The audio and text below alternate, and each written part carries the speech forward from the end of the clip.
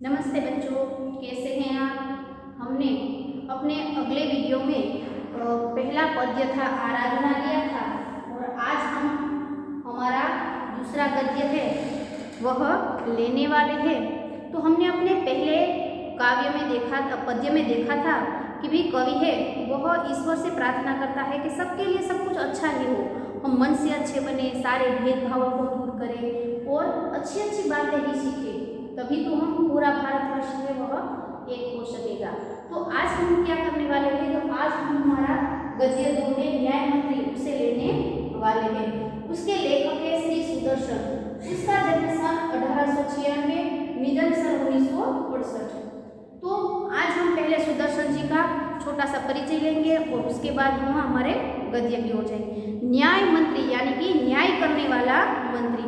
देखिए, पहले पुलिस और ऐसी व्यवस्था नहीं थी। जब राजा शासन था, राजा जब राज करते थे तब पुलिस, हमारे यहाँ क्या होता है, कोई भी गुनाह करता है तो उसे पुलिस पकड़ कर ले जाती है, लेकिन पहले राजा रजवाड़ों में ऐसे नहीं हुआ करता था।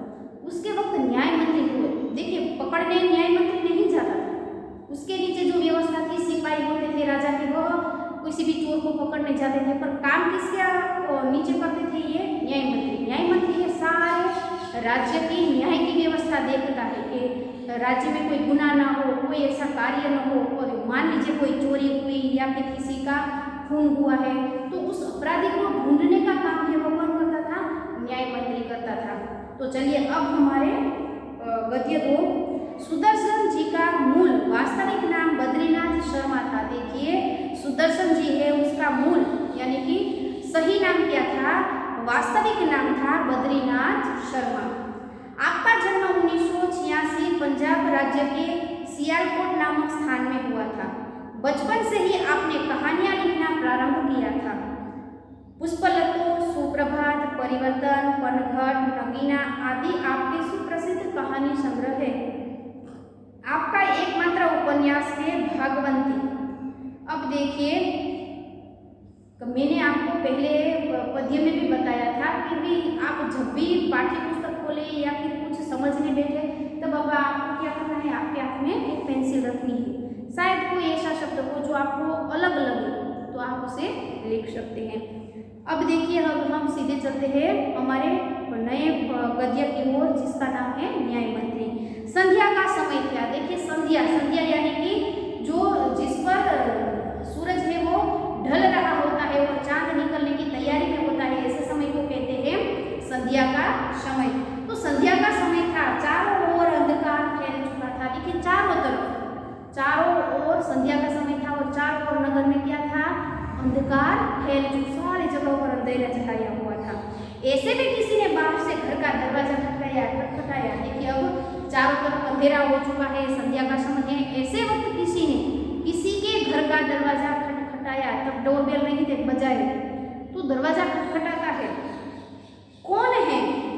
ब्राह्मण शिशुपाल ने थोड़ा सा दरवाजा खोलते हुए पूछा। देखिए, अब जिस घर का दरवाजा खटखटा रहा है उस घर के अंदर कौन रहता है, ब्राह्मण, और उस ब्राह्मण का नाम क्या है, शिशुपाल।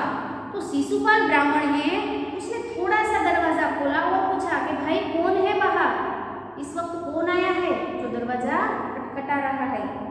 एक परदेशी, बाहर से आवाज आई। देखिए, बाहर से एक आवाज आती है, कहता है कि मैं तो एक परदेशी हूँ। परदेशी यानी कि बाहर से आकर घूमने वाला है व्यक्ति, एक राज्य में से दूसरे राज्य में घूमने निकला है, ऐसा परदेशी, विदेशी जैसे कहते हैं। हमारे यहाँ कैसे जब ठंड होती है तो बाहर से लोग घूमने आते हैं, उसी तरह से यह एक परदेशी है।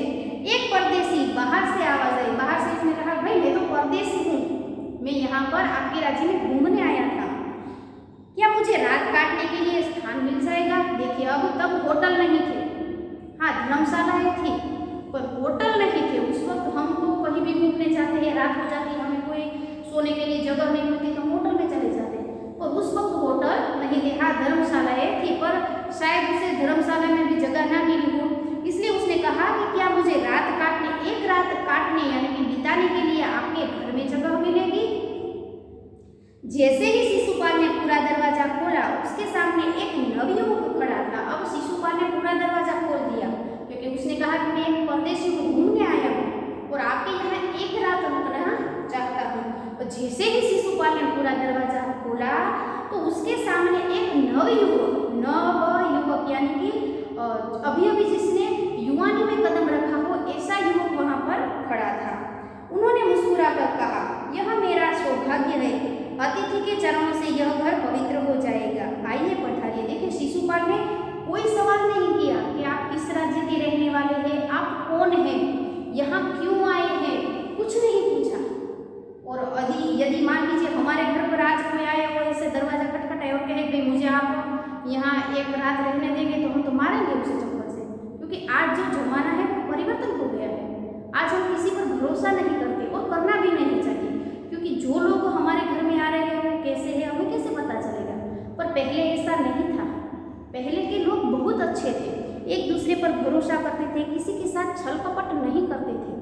इसीलिए शिशुपाल ने तुरंत ही दरवाजा खोला और देखा कि सामने एक नवयुवक खड़ा है और उन्होंने सीधे ही मुस्कुराकर कहा, यह मेरा सौभाग्य है। अरे यह तो मेरा भाग्य है, शिशुपाल ने कहा, अतिथि के चरणों से यह घर तो मेरा पवित्र हो जाएगा। आपके मेरे घर में कदम रखते ही मेरा घर पवित्र हो जाएगा, अच्छा बन जाएगा, आइए पधारिए। देखिए उसने कुछ नहीं पूछा, उसका नाम भी नहीं पूछा और उसे सीधे ही अतिथि के रूप में स्वीकार कर लिया। अतिथि को लेकर शिशुपाल घर में गए और उनका आदर सत्कार किया। देखो अतिथि को लेकर शिशुपाल सीधे ही उसके अंदर घर के अंदर ले गए और उसका आदर सत्कार किया, उसे अंदर बुलाया, उसे बैठाया, उसका आदर सत्कार। हमारे यहाँ भी कोई मेहमान आते हैं तो उनसे पानी देते हैं, चाय पिलाते हैं, मिठाइयाँ खिलाते हैं, तो उसकी तरह से उसका भी आदर सत्कार किया गया।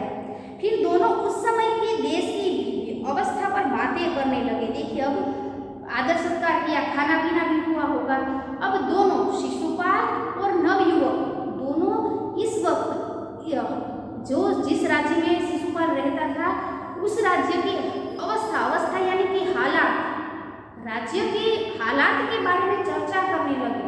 अब क्या चर्चा करते हैं, देखिए अवस्था यानी कि हालात।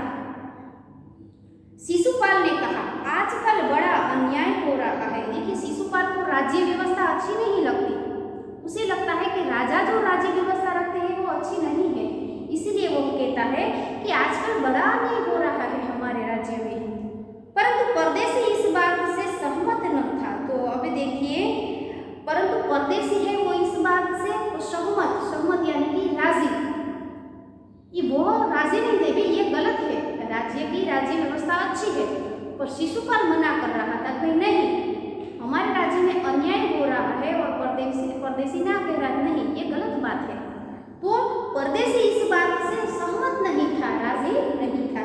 वह बोला, दोष निकालना तो सुगम है। देखिए अब परदेशी ने कैसी बात कही शिशुपाल से कि किसी के दोष निकालता तो सुगम यानी कि सरल बात है, किसी के दोष निकालना उसमें क्या बड़ी बात है, कोई भी निकाल सकता है। देखिए अब मैं आपसे अब कहूँ कि चलिए आप अपने दोस्त के 2-4 दुर्गुण मुझे बताइए तो आप बता देंगे, वो बहुत बातें करता है, वो झगड़ालू है, वो मेरी सारी चीज़ें छीन लेता है। किसी के दुर्गुण देखना बिल्कुल सरल है, पर यदि मैं कहूँ कि उसके अच्छे अच्छे गुण बताइए तो आपको सोचना पड़ेगा कि उसमें कौन कौन से गुण हैं। तो परदेशी में कहता है कि दोष निकालना, किसी की बुराई करना बिल्कुल आसान है, सुगम यानी कि सरल है, परंतु कुछ करके दिखाना कठिन है, लेकिन कुछ करना मुश्किल होता है।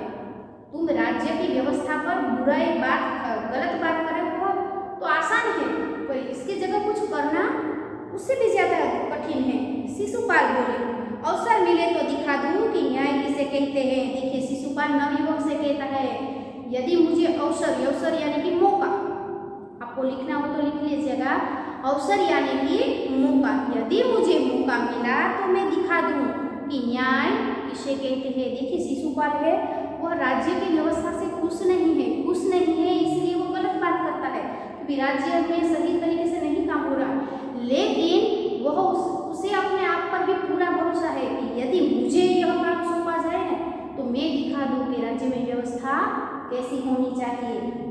तो आप अवसर चाहते हैं, देखिए नवयुवक कहता है कि तो आप अवसर चाहते हैं, आप अवसर चाहते हैं कि न्याय मंत्री जो न्याय करता है वो सही नहीं, आप न्याय मंत्री की जगह रहना चाहते हैं, आप मौका चाहते हैं। हाँ अवसर चाहता हूँ। तो शिशुपाल ने कहा, हाँ भाई मैं अवसर चाहता हूँ, फिर कोई अन्याय नहीं होगा। देखिए परदेशी ने पूछा, यदि आपको न्याय मंत्री बना दिया जाए, यदि आपके हाथ में न्याय की व्यवस्था दी जाए, तो क्या फिर कभी कोई अन्याय नहीं होगा किसी के साथ? बिल्कुल नहीं। देखिए शिशुपाल को अपने आप पर पूरा भरोसा है, वो कहता कभी नहीं, मैं किसी पर भी अन्याय नहीं होने दूंगा, कोई अपराधी दंड से न बचेगा। अब देखिए शिशुपाल कहता है कि नहीं, नवयुवक कहता है कि क्या कोई अपराधी दंड यानी कि सजा, क्या कोई अपराधी सजा से नहीं बचेगा? नहीं। शिशुपाल कहता है कि नहीं, यदि मैं न्याय मंत्री बनूं तो किसी को माफ नहीं करूंगा। परदेसी ने मुस्कुरा कर कहा, यह बहुत कठिन काम है। देखिए परदेसी कहता है कि यह तो बहुत मुश्किल काम है, आप जो बातें कर रहे हैं ना, वो बातें करना आसान है, पर काम करना उतना ही मुश्किल है। ब्राह्मण के लिए कुछ भी कठिन नहीं, मैं न्याय का डंका बजाकर दिखा दूंगा। देखिए शिशुपाल कितना आत्मविश्वासी है, वह कहता है कि ब्राह्मण के लिए कुछ भी कठिन मुश्किल नहीं होता, मैं न्याय का डंका, मैं वो काम करके दिखा दूंगा जो किसी ने नहीं किया होगा। परदेसी धीरे से मुस्कुराया पर कुछ न बोले, फिर कुछ देर बाद भी सो गए। देखिए परदेसी धीरे से मुस्कुराया, हंसता है पर कुछ बोला नहीं, क्योंकि वह शिशुपाल से बातों में जीत नहीं पाया। फिर थोड़ी देर बाद वह परदेसी है वो सो जाता है। सुबह उठकर परदेसी ने शिशुपाल को धन्यवाद देकर उसे विदा ली। देखिए सुबह उठकर परदेसी है वह शिशुपाल से विदाई लेता है कि मैं तो रात काटने के लिए आया था, अब मैं चलता हूँ। कुछ दिनों बाद शिशुपाल के घर कुछ सिपाही आए। देखिए अब थोड़े ही दिन हुए थे, वह परदेसी चला गया, उसके थोड़े ही दिनों के बाद शिशुपाल के घर कुछ सिपाही आए, राजा के सिपाही आए और उन्हें दरबार में चलने के लिए कहा। अब सीधे ही सिपाही आए और उसने कहा कि चलो शिशुपाल, तुम्हें दरबार में राजा बुला रहे हैं। शिशुपाल सहम गए। देखिए शिशुपाल पहले तो घबरा गए कि अरे मैंने तो कुछ किया भी नहीं और राजा मुझे बुला रहे। पहले तो वो चौंक गए, डर गए, वे समझ नहीं सके कि सम्राट ने उसे क्यों बुलाया है। देखिए मैंने कहा ना कि उसे लगा मैंने तो कोई गलत काम नहीं किया, कि राजा मुझे क्यों बुला रहा है। कहीं उस परदेसी ने तो सम्राट से झूठी सच्ची शिकायत नहीं कर दी। अब शिशुपाल के दिमाग में यह बात आई कि क्या उस परदेसी ने राजा से मेरी शिकायत की है कि शिशुपाल तो आपके बारे में बहुत गलत बात कर रहा था, कि भी राज्य की व्यवस्था अच्छी नहीं, न्याय सही तरीके से नहीं होता है, सच्ची झूठी बातें तो नहीं कहती, इसलिए मुझे ले जा रहे हैं। दरबार में पहुंचकर शिशुपाल का कलेजा धड़कने लगा। देखिए अब जब दरबार में वह शिशुपाल पहुंचता है तब उसका कलेजा, उसका दिल एकदम जोर जोर से धड़कने लगता है। जब उन्होंने देखा कि परदेसी की सम्राट अशोक है, देखिए अब उसकी धड़कनें और तेज हो गई शिशुपाल की, क्योंकि जब वो दरबार में पहुंचा तो सामने उसने सिंहासन पर देखा कि जो परदेसी उसके यहाँ रात काटने आया था वह कौन था? सम्राट अशोक, यानी कि उस नगर का राजा था वो। अब तो शिशुपाल को और डर लगा कि मैंने तो राजा के मुंह पर ही कह दिया कि उसकी न्याय व्यवस्था ठीक नहीं है, अब क्या होगा, अब तो मुझे सजा मिलेगी। सम्राट बोले, ब्राह्मण देवता, मैं आपको न्याय का अवसर देना चाहता हूँ, आप तैयार है? देखिए पर सम्राट ने ऐसा कुछ नहीं किया। सम्राट ने तो सीधे ही शिशुपाल के सामने प्रस्ताव रखा कि ब्राह्मण देवता, मैं आपको न्याय का अवसर देना चाहता हूँ, क्या आप उसके लिए तैयार है? क्या आप न्याय मंत्री बनना चाहते हैं? उन्होंने सीधे ही शिशुपाल से पूछ लिया। पहले तो शिशुपाल घबराए, फिर बोले, यदि सम्राट की यही इच्छा है तो मैं तैयार हूँ। पहले तो शिशुपाल घबरा गए क्योंकि उसे अचानक से यह प्रस्ताव मिला था, पर फिर उन्होंने तुरंत ही स्वीकार कर लिया कि हाँ, यदि आप चाहते हैं कि मैं न्याय मंत्री बनूं तो मुझे कोई दिक्कत नहीं है, मेरी हाँ है। अब शिशुपाल को कौन सा पद दिया गया? न्याय मंत्री का। बहुत ठीक, कल से आप न्याय मंत्री हुए। देखिए राजा ने घोषणा कर दी दरबार में कि बहुत अच्छे, तो कल से आप हमारे राज्य के क्या हुए? न्याय मंत्री। देखिए अब शिशुपाल ने बड़ी बड़ी बातें की थी कि यदि मैं न्याय मंत्री होता तो राज्य में किसी भी तरह की न्याय की अव्यवस्था नहीं होने दूंगा। अब न्याय मंत्री बने हैं शिशुपाल, तो उसे ये सारी चीजें करके दिखानी होगी। सम्राट ने कहा और अपने हाथ से अंगूठी उतारकर शिशुपाल को पहना दी। यह सम्राट अशोक की राजमुद्रा थी। देखिए अब सम्राट ने क्या किया? अपने हाथों से अंगूठी उतार दी और यह अंगूठी उन्होंने शिशुपाल को पहना दी। यह अंगूठी है वह राज्य की राजमुद्रा थी। देखिए राजमुद्रा, जैसे हमारे 4 शेरों वाली आकृति है, हमारा तिरंगा है, तो यह हमारी राज निशानी होती है, राजमुद्राएं होती है। तो उस वक्त उस वक्त अंगूठी होती थी या फिर कोई ऐसा ताबीज हो, तो अलग अलग राज्यों की अलग अलग निशानियाँ होती थी। तो सम्राट ने क्या किया, अपने हाथों से वह अंगूठी उतारकर शिशुपाल को पहना दी। अब शिशुपाल न्याय मंत्री थे, उन्होंने राज्य की समुचित व्यवस्था करना आरंभ कर दिया। जो है अब आप देखिए, शिशुपाल न्याय मंत्री थे और उन्होंने राज्य की समुचित, याद रखिएगा शब्द है समुचित, समुचित यानी सही ढंग से, राज्य की जो न्याय व्यवस्था थी उसे सही ढंग से करना प्रारंभ कर दिया, क्योंकि उसे संतोष नहीं था, न्याय मंत्री की राज्य व्यवस्था से उसे संतोष नहीं था, इसलिए उसने सही ढंग से न्याय करना प्रारंभ कर दिया। उनके सुप्रबंध से राज्य में पूरी तरह शांति रहने लगी। देखिए उसके सुप्रबंध, इसे भी आप अलग लिखिए, सु यानी सही, प्रबंध यानी कि व्यवस्था, तो इसकी अच्छी व्यवस्था से राज्य में पूरी तरह शांति होने लगी। देखिए शिशुपाल ने जो कहा था वो कर दिखाया। शिशुपाल ने कहा था कि यदि मैं न्याय मंत्री बना तो मैं राज्य में अन्याय नहीं होने दूंगा, और शिशुपाल ने वो करना भी आरंभ कर दिया। उसने सही ढंग से सारी व्यवस्था की। किसी को किसी प्रकार का भय नहीं था। देखिए किसी को किसी भी प्रकार का भय नहीं रहा, न चोरी का, न मौत का, न लूट का। सबको पता था कि यदि किसी ने चोरी की तो शिशुपाल उसे नहीं छोड़ेगा। अब सब लोग है वह अपने निर्भय होकर जीने लगे, किसी को किसी तरह का डर नहीं था, क्योंकि शिशुपाल न्याय मंत्री था।